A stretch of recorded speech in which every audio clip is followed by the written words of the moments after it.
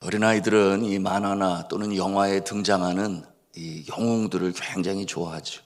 저도 어렸을 때 그랬어요. 제가 어렸을 때는 우주소년 아톰, 여러분 아세요? 그런가 하면은 배트맨 또는 600만 불의 사나이 뭐 그런 모습들이 있었는데 굉장히 좋아하다가 나중에 그런 생각까지 하게 됐어요. 서로 이렇게 대결을 하면 누가 이길까? 뭐 이런 생각까지 해보게 되었습니다. 어른이 되어도 영웅을 좋아하는 모습은 변치 않아요. 그래서 중국에 그런 모습이 많지 않습니까? 이 삼국지에 나오는 위인들, 실제적인 인물이었죠. 그래서 아주 치략이 뛰어난 제갈 공명이나 또는 장수로서 유명했던 관우나 장비, 그런가 하면은 성품이 아주 훌륭한 유비 헌덕을 신적인 존재로 여겨 사당에 모시고 거기에 머리를 조아리는 그와 같은 모습이 오늘날까지도 이어지고 있습니다. 여러분이 히브리서에 등장하는 인물들이 있어요. 여러분이 유대교를 믿고 있었던 구약 성경 안에 하나님과 그리고 하나님께서 귀하게 쓰시던 인물들을 그야말로 존귀히 여기고 섬겼던 그런 모습들이 있었는데 결국 예수 그리스도께서 메시아로 하나님의 아들로 등장하셨을 때 그들의 마음속엔 그런 생각이 드는 것입니다. 예수 그리스도는 선지자냐, 제사장이냐, 랍비냐, 이런 마음을 갖지 않을 수가 없는 것은 여러분 그들 마음속에 하나님 다음으로 여기고 있었던 존재가 있었으니 모세가 바로 그와 같은 인물이었어요. 그러므로 하나님 다음은 모세다. 그 노역으로 노예의 모습으로 고통을 당하던 이스라엘 민족을 출애굽시켰던 민족의 지도자 모세. 그러니 모세를 얼마나 존귀히 여겼는지 몰라요. 그런가 하면 선지자의 대표로서는 엘리야 선지자를 또 그렇게 귀히 여겼습니다. 그들과 감히 이제 새로 출현한 뒤늦게 나타난 예수가 동등하냐, 더 높으냐, 낮으냐, 얼마든지 그런 생각을 갖지 않을 수가 없었어요. 이와 같은 모습은 유대교라고 하는 구약 성경으로만, 신약 성경은 그때 없었지요. 구약 성경에 나타난 이와 같은 기사들과 인물들을 보면서 그렇게 생각했던 모습들이 있었던 것입니다. 이러한 유대교 사상에 젖어 있는 이 히브리인들, 유대인들, 이 히브리서를 통해서 확실하게 예수 그리스도가 누구신가를 증거하는 일은 너무나 중요한 이 히브리서 기자의 사명이었습니다. 그러므로 이제 예수 그리스도가 바로 메시아시요, 구원자시요, 하나님의 아들이시요, 그런가 하면 심판주가 되시고 또한 축복자가 되심을 확실하게 증거해야만 했는데 이와 같은 사명을 가지고 그 방편으로 사용한 것이 있으니 그것은 바로 제가 초두에 말씀드린 것처럼 비교를 해보는 것입니다. 비교하여 누가 더 월등한 정말 하나님의 아들이시냐, 구원자시냐, 메시아시냐 하는 것을 이 히브리서를 통해서 전하고 있는 것입니다. 그러니 천서가 더 높으냐, 예수 그리스도가 더 높으냐, 모세가 더 높으냐, 예수 그리스도가 더 높으냐, 여호수아가 더 높으냐, 아니면 예수님이 더 높으냐, 제사장 중에 대제사장인 멜기세덱이 최고냐, 아니면 예수님이 더 크신 대제사장이시냐, 이런 내용으로 히브리서가 이렇게 이어지고 있습니다. 저나 여러분은 당연히 그거야 뭐 예수님이 하나님의 아들이시고 그리스도신데 구원자신데 메시아신데 그걸 왜 거기다 비교를 하려고 그래, 뭐 이런 마음을 우리가 갖지요. 그러나 그 시대는 그러지 아니했다. 그러니 당시 유일신 사상으로 하나님만을 참 하나님으로 섬기지 않았나요? 그런가 하면 하나님이 크게 사용하셨던 인물들을 중요시 여겼던 이 유대교 신봉자들에게 예수 그리스도는 누구신가? 우리가 전 시간에는 천사들과 비교했던 모습을 우리가 함께 나누었어요. 오늘 이 시간에 보니 이제 모세와 비교하고 있는 그런 모습인데요. 성경은 말씀합니다. 예수 그리스도는 하나님의 아들이시고 모세는 하나님이 세우신 집의 청지기였다. 그렇게 오늘 말씀하고 있어요. 우리 5절과 6절 말씀을 함께 읽도록 하겠습니다. 시작. 또한 모세는 장래에 말할 것을 증언하기 위하여 하나님의 온 집에서 종으로서 신실하였고 그리스도는 하나님의 집을 맡은 아들로서 그와 같이 하셨으니 우리가 소망의 확신과 자랑을 끝까지 굳게 잡고 있으면 우리는 그의 집이라. 아멘. 여러분, 하나님의 집을 섬긴다고 하는 그와 같은 입장에서 두 분 다 귀하고 소중한 존재죠. 모세나 예수님이나 같이 하나님의 집을 섬깁니다. 그런데 예수님은 집을 지은 자를 섬긴다 그랬어요. 집을 지은 자 누구였습니까? 하나님 아버지시죠. 만물의 창조주가 되신 창조주 되신 하나님이십니다. 그 하나님을 섬기는 예수 그리스도. 그런데 모세는 하나님께서 지으신 집에서 자신의 역할을 감당하며 섬깁니다.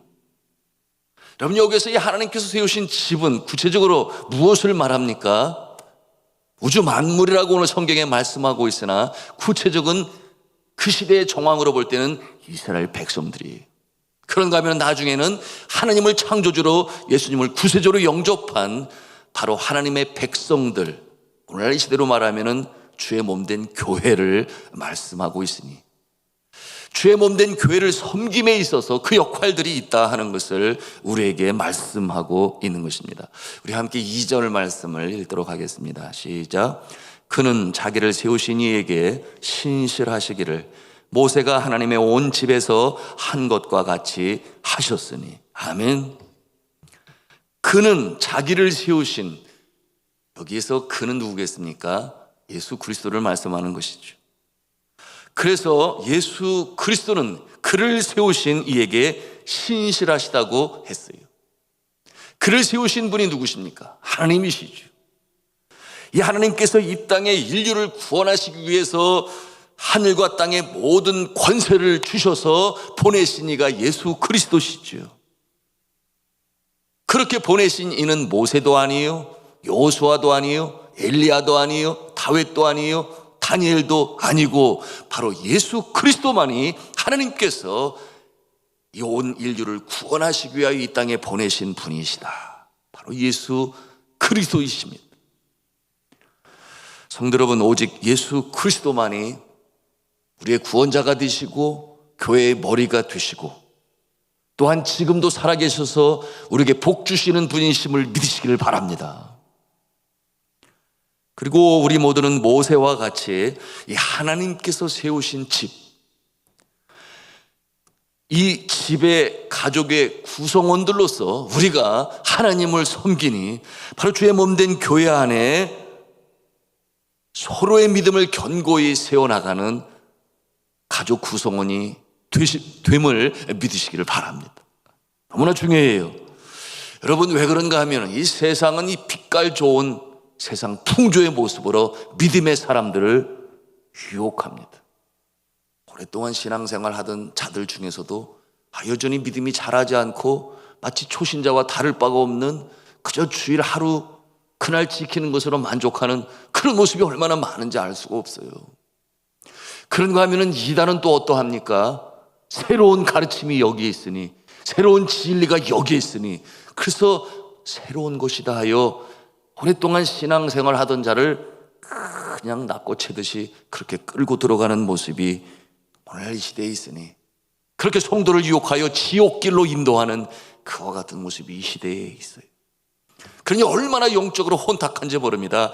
함께 주께서 세우신 집안에서 가족 구성원으로 서로 믿음을 세워나가는 일은 너무나 중요하다 하는 것을 말씀드리고 있는데요.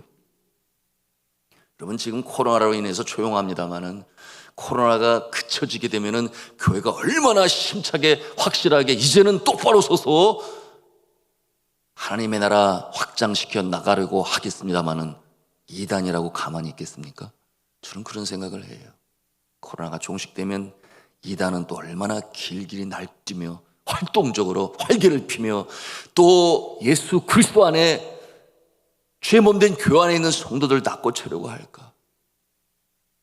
정말 제가 제일 안타까운 것은 어떠한 모습인가 하면 오랫동안 신앙생활을 하던 자들 중에서 뒤늦게 이단의 길로 빠져버린 그와 같은 모습을 볼 때 얼마나 안타까운지 알 수가 없습니다. 왜 그렇습니까? 세월이 아깝지 않습니까?